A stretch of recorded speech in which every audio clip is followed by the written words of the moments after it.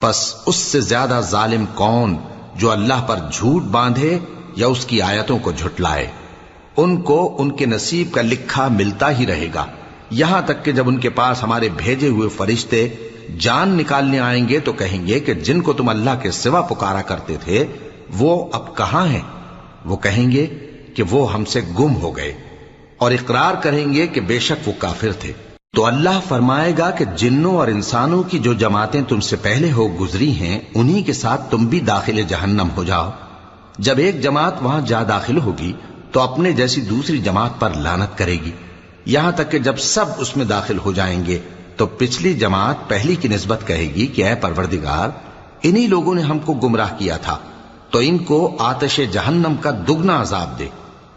اللہ فرمائے گا کہ تم سب کو دگنا عذاب دیا جائے گا مگر تم نہیں جانتے۔